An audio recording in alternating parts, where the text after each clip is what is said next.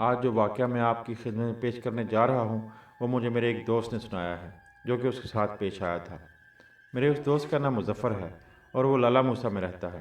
میں اسی کی زبانی آپ کی خدمت میں پیش کرتا ہوں۔ میرا نام مظفر ہے اور میں لالا موسیٰ میں رہتا ہوں۔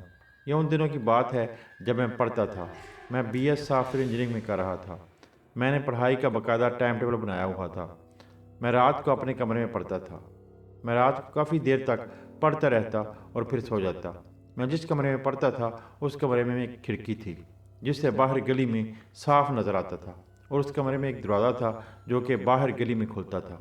میری زندگی میں رونما ہونے والا یہ ایک ایسا واقعہ تھا جسے میں جب بھی یاد کرتا ہوں تو میرے رونگٹے کھڑے ہو جاتے ہیں۔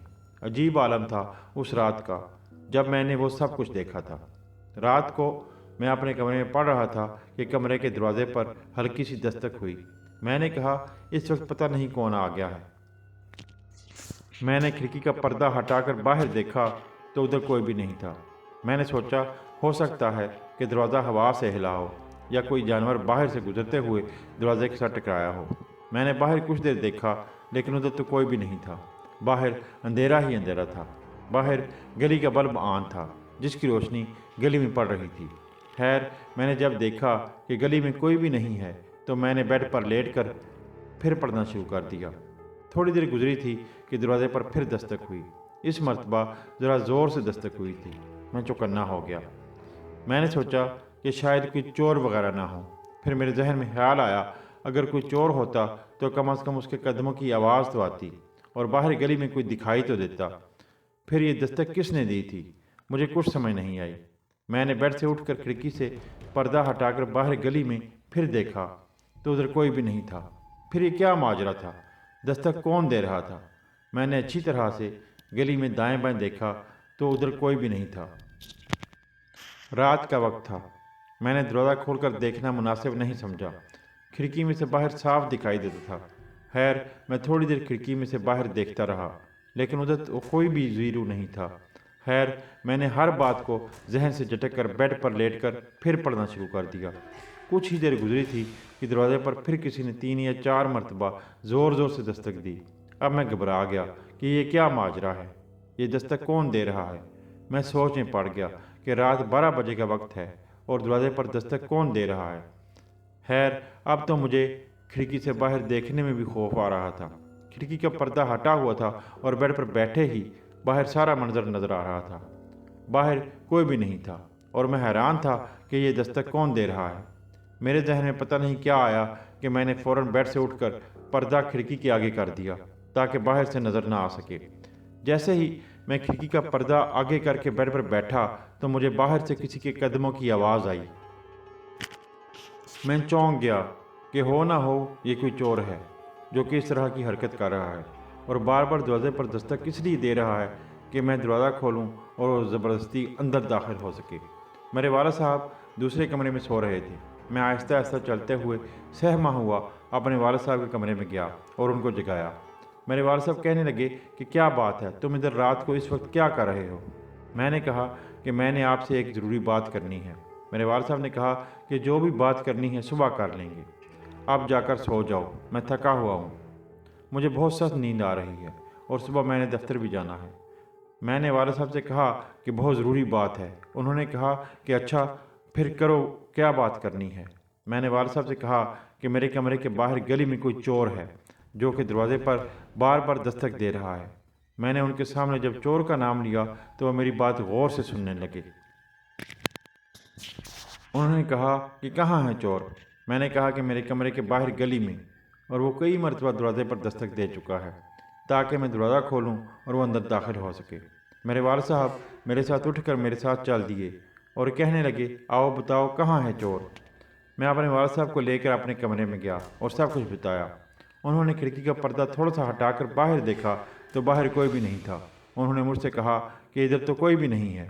میں نے کہا میں نے تو قدموں کی چاپ کی آواز بھی سنی تھی۔ میرے والد صاحب بہت نڈر تھے، وہ کسی سے ڈرتے نہیں تھے۔ انہوں نے فوراً دروازہ کھولا اور باہر گلی میں جا کر دیکھنے لگے کہ کوئی ہے تو نہیں۔ انہوں نے مجھے بھی گلی میں بلایا اور مجھ سے کہا کہ دیکھو ادھر تو کوئی بھی نہیں ہے۔ ہم دونوں نے گلی میں ہر طرف دیکھا لیکن وہاں تو کوئی بھی نہیں تھا۔ मेरे वालिद साहब ने कहा कि ये सब तुम्हारा वहम है। गली में तो वाकई कोई भी नहीं था, लेकिन फिर दरवाजे पर दस्तक किसने दी थी? मेरे वालिद साहब अपने कमरे में चले गए और मुझे कहने लगे कि मुझे अभी तंग ना करना, कोई चोर नहीं है, तुम अपने कमरे में जाकर सो जाओ। मैं अपने कमरे में आ गया और पढ़ना शुरू कर दिया। थोड़ी देर पढ़ने के बाद मुझे नींद आने लगी। किताबों को मेज़ पर रखकर सो गया। मुझे नींद तो आ रही थी, लेकिन मेरे दिमाग में अभी तक वो दरवाजे की दस्तक और कदमों की चाप गूंज रही थी। खैर, मैं सोचते सोचते सो गया। रात के तकरीबन 2 बजे का वक्त था। जब मैं आधी नींद में था तो मुझे किसी औरत के रोने की आवाज़ आई। रोने की आवाज़ बहुत हल्की आ रही थी। ऐसा लग रहा था कि आवाज़ कहीं दूर से आ रही है। मैं बेड पर उठकर बैठ गया और उस आवाज़ को गौर से सुनने लगा। पूरी तवज्जो से उस आवाज़ को मैं इसलिए सुन रहा था क्योंकि मैं देख रहा था कि ये कहीं मेरा वहम तो नहीं है। लेकिन मेरा वहम नहीं था। कोई औरत वाकई कहीं दूर रो रही थी। थोड़ी ही देर के बाद वो आवाज़ ऊंची हो गई और ऐसे लगने लगा कि जैसे कोई औरत बाहर गली में कहीं करीब ही रो रही है। मैं बेड से उठकर खिड़की के करीब गया और पर्दा उठाकर बाहर देखने लगा। बाहर तो कोई भी नहीं था, तो फिर ये रोने की आवाज़ कहाँ से आ रही थी? थोड़ी देर के बाद आवाज़ थोड़ी और ऊंची हो गई। मैंने सोचा कि पता नहीं कौन रो रहा है। मैंने दरवाज़ा खोला और निडर होकर गली में चला गया।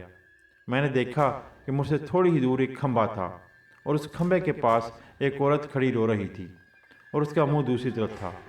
उसने सुर्ख रंग के कपड़े पहने हुए थे। मैंने घड़ी पर वक्त देखा तो रात के 3 बज रहे थे। मैंने सोचा कि इस वक्त ये औरत यहाँ क्या कर रही है, ये क्यों रो रही है। मैं ये सोचकर उसकी तरफ चल दिया कि हो सकता है इस औरत के साथ किसी ने ज़्यादती की हो, जिसकी वजह से वो रो रही है। जब मैं उस औरत के थोड़ा करीब पहुंचा और उसे आवाज़ देकर पूछा कि आप क्यों रो रही हैं, तो उसने कोई जवाब नहीं दिया। मैंने उससे दोबारा पूछा, लेकिन वह फिर ना बोली। मैं खंभे के पास चला गया और उससे फिर पूछा कि वो क्यों रो रही है। उसने फिर भी कोई जवाब नहीं दिया। उसने जब घूमकर मेरी तरफ देखा तो मुझ पर तो सख्ता तारी हो गया। उस औरत का चेहरा इतना खौफनाक था कि मैं अल्फाज में बयान नहीं कर सकता। उस औरत की आंखें गोल और बड़ी थीं और उसके सारे दांत मुंह से बाहर निकले हुए थे और मैंने अपनी आंखों से देखा कि उसके दोनों हाथों के नाखून नोकीले थे। वो बहुत ही खौफजदा आवाज़ में चिल्लाई और देखते ही देखते फिज़ा में बुलंद हो गई। मैं उसे हैरत के मारे देख रहा था कि आखिर ये कौन है। मेरी नज़र उसके पाँव पर पड़ी तो मैंने देखा कि उसके पाँव उल्टे हैं। मैं वहाँ खड़ा बुत बनकर उसकी तरफ देख रहा था। मैं इस हद तक खौफजदा हो गया था कि मुझसे चिल्लाने भी नहीं हो रहा था। मैंने फ़ौरन अपने घर के दरवाजे की तरफ दौड़ लगा दी।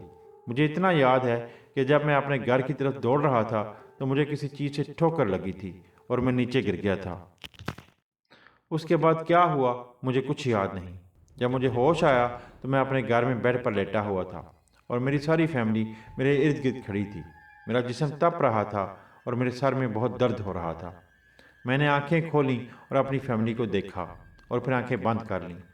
मैं अभी तक उसी चुड़ैल के शहर में मुब्तला था और बाहर नहीं निकला था। उसका वो खौफनाक चेहरा मैं कैसे भूल सकता था। मेरे वालिद साहब ने डॉक्टर को बुलाया और उसने मुझे चेक किया। डॉक्टर ने कहा कि इसने किसी बात की परेशानी ली है क्योंकि इसका ब्लड प्रेशर बहुत ज़्यादा है। डॉक्टर ने दवा दी और चला गया। मेरी फैमिली ने जब मुझसे पूछा कि मुझे क्या हुआ था तो मैंने उनको सारा वाक़या सुनाया और वो सुनकर बहुत हैरान हुए।